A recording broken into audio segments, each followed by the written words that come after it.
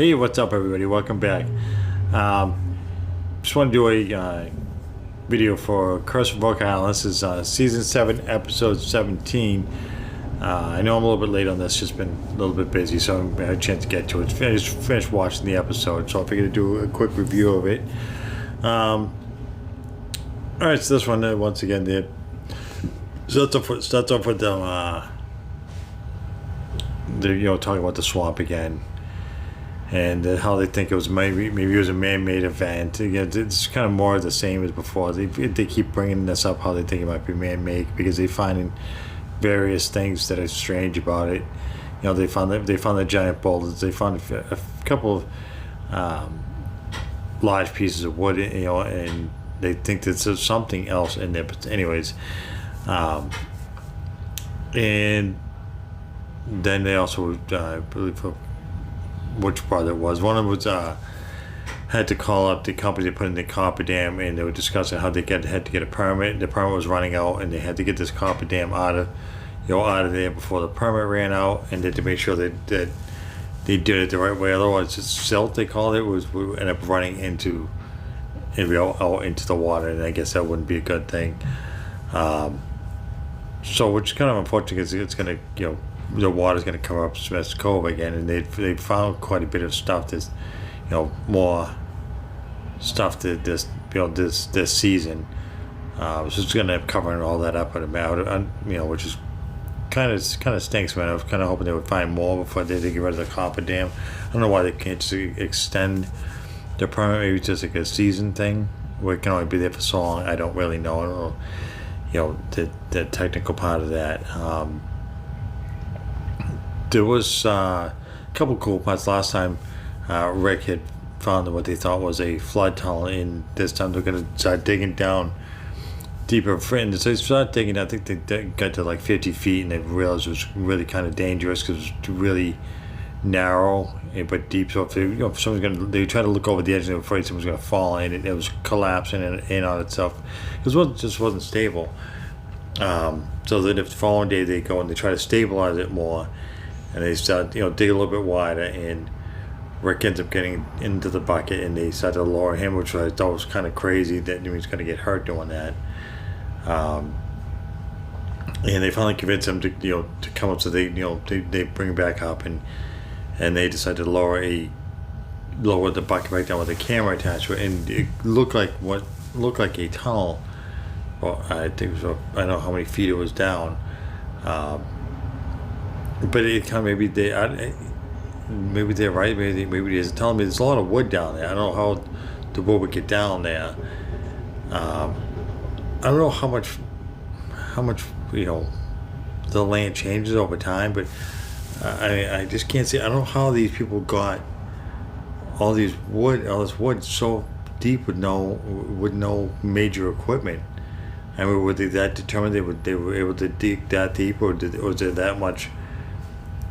The land has grown. I don't know how it could possibly grow over time. I know it's been, a few hundred years supposedly, but I just don't see without modern machinery how these people were able to dig that deep. I think that's unbelievable.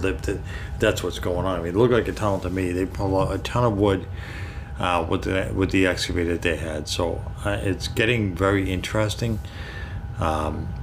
I don't know what's going to happen in the next episode. So that was that was in there what they call the upland. So they were doing that, and then they went back to the try to get a permit to excavate the McGinnis house. This house had been there. I forget how many years it had been there, but it's gone now. So now the only thing left is kind of like the foundation, and they think they found a trap door, but the permits that they had did not allow them to excavate any deeper than what they had already done. So now they have to get permits to allow them to go further. Maybe if they find something below, maybe there was a deeper foundation, there's something in there, I don't know. That'd be kind of cool if there is.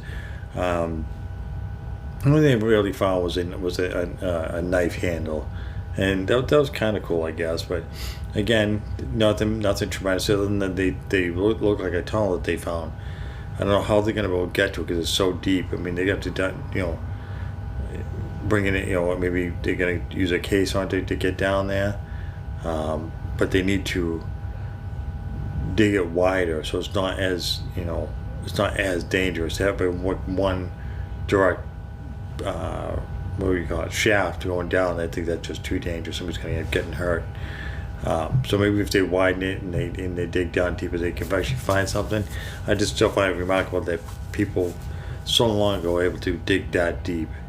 I just don't know how they were able to do it.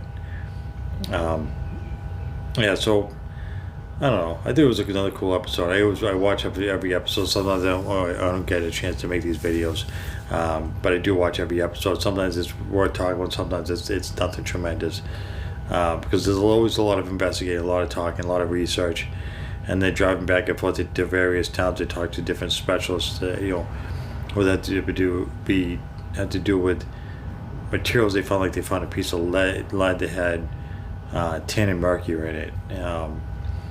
And they had sent a piece of wood to see how old the wood was that they found, and just minor things. They're like taking their time investigating everything. So there's a lot of research that they do talk about on the show. Sometimes just not worth talking about, because it's nothing tremendous. Nothing really comes of it. But I think they spend a lot of time hopping around. They dig going between Smith's Cove, the upland, digging smaller tunnels, but test holes.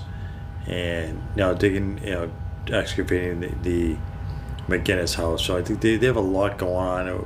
Part of me thinks, or wish they would just focus on one thing, get one thing accomplished, and instead of bouncing all over the place. So the show would have maybe a little bit more excitement to it. But I guess that's just how they want to do it.